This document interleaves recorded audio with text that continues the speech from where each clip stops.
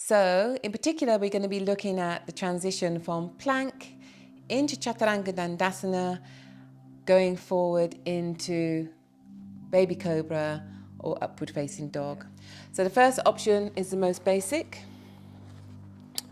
And you come stepping back into plank position.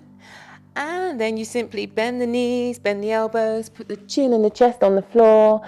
And then you lengthen through the front of the body to come up into baby cobra. So that's option number one. Option number two, coming from plank, you would bend the knees, shift the pelvis forward, and then bend the elbows, bringing the body down, and then repeat. Toes point behind, coming up into baby cobra. Option number two. Option number three. Now you're really using your arm strength here. You're going to keep the body in one line and bend the elbows, lowering the body to the floor, and then point the toes, coming up into baby cobra. And then option number four, when you've got the strength in your arms, you can do the full expression by coming into Chaturanga and then going forward into upward facing dog. So those are four options. We're going to look at option 1, 2, and 3 today. So the first thing that you do when you're going into option 1 is you set your foundation. So you want to make sure that your hands are shoulder width apart, flat on the floor, fingers are spreading, and the palms are broad. And the other thing that you need to make sure that is happening when you are applying your foundation here, the hands on the floor, is press down on the index finger base. Because what tends to happen is the index finger base starts to lift away from the floor, and then you're going to start to get strain in the wrists, and that's going to be transmitted into the shoulders and into the rest of the body. So you want to be conscious of what's happening in your hands as you move through all the floor postures. Yeah. So you place your hands shoulder width apart on the floor, and they stay in that position for all the postures that follow. So it's important to get that position correct. Hands shoulder width apart, index finger is pointing forward, or if that's not comfortable in the shoulders, you can turn the hands slightly outwards so the middle finger is pointing forward, and if it's not comfortable, you can turn the hands out slightly so the index finger is pointing forward. If it's still not comfortable, you can widen the hands a little bit wider than shoulder width apart. But when you place your hands on the floor, imagine that you glue them to the floor and they're not going to move throughout the next few postures.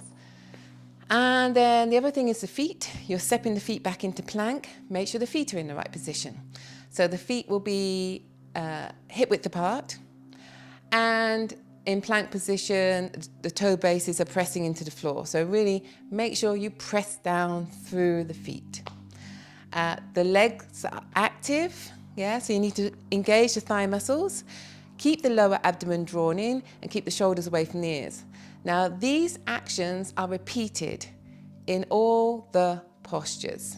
So this is really, really important, because sometimes when you're going from one posture to another, you might get confused as to what you need to do to find your fullest expression of the posture. But actually, it's always the same. You always need to keep the lower abdomen drawn in. You always need to keep the shoulders away from the ears. You always need to engage the thigh muscles. You always need to ground down through the foundation. So there is a common dynamic that's happening in your asana practice that takes place, doesn't matter what posture you are in. So once you understand that dynamic, and that's these actions that I'm telling you now, you can apply them, doesn't matter what posture you're in. So I should add that, of course, some postures limit how much you can do one action. So, for example, you might be in a posture and your shoulders are, because of the alignment, moving towards your ears, but you still have the intention to create space between the shoulders and the ears within the given alignment of the posture. Okay? So remember to keep shoulders away from the ears, remember to keep the lower abdomen drawn in, thigh muscles active, and engaging into the foundation. So option 1, you step back into plank position, hands are shoulder width apart, feet are hip width apart. You can always take a breath here just to clarify the alignment and clarify that you do have those internal actions happening. So shoulders away from the ears, draw the lower abdomen in, engage the thigh muscles, press down into the hands, index finger base, pressing into the floor, press down through the toe bases. And option number one, the basic, simple option, you're going to drop the knees to the floor,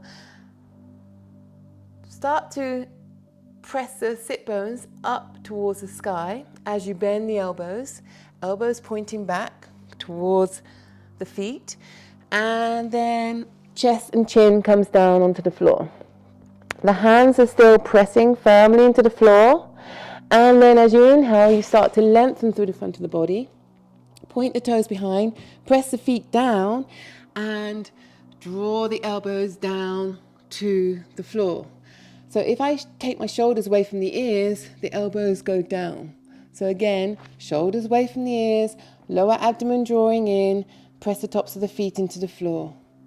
Ooh, I've got a cramp in my left leg. Good, so that's option one. Option two is coming from plank position. This time, when you exhale, you drop your knees to the floor and you shift your pelvis forward until the shoulders, the hips, and the knees are in one line. So, same thing, lower abdomen drawing in, shoulders away from the ears. Make sure you have the right alignment, shoulders, pelvis, hips, and knees. Toe bases are still pressing into the floor and the hands are grounding. Good. And then you'd simply start to begin to exhale and lower the body down, keeping the body in one line so you're building strength in the upper arms. Okay, so just repeating that. The pelvis shifts forward, find one line between the shoulders, the hips and the knees, keep the lower abdomen in, shoulders away from the ears, pressing into the hands and then lower down. And then you would point the toes behind you, pressing the tops of the feet into the floor and pressing the hands into the floor. Gently you're lifting up into Cobra. So here you're looking between the eyebrows, shoulders away from the ears, lower abdomen in, thigh muscles are active and pressing the tops of the feet into the floor. You see how it keeps repeating? Those actions are present. It doesn't matter what posture you go into. You repeat the same actions. And then number three, this is the most demanding, where you come into plank position and make sure shoulders, hips and heels are in one line. So no bums up in the air. Drop the hips down until they're in the line of the shoulders and the heels.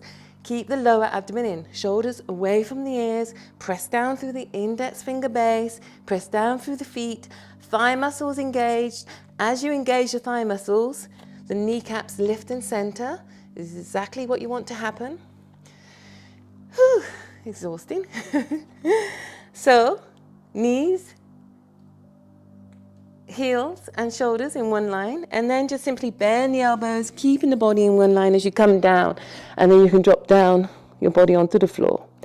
And then again, you point the toes behind, press the tops of the feet into the floor, engage the thigh muscles, lower abdomen drawing in, shoulders away from the ears. As you come up, elbows are pulling down towards the floor. Lower abdomen drawing in, and then you would push up and back into downward facing dog. So they are your free options. I hope that makes it more clear for you. Blessings. Namaste.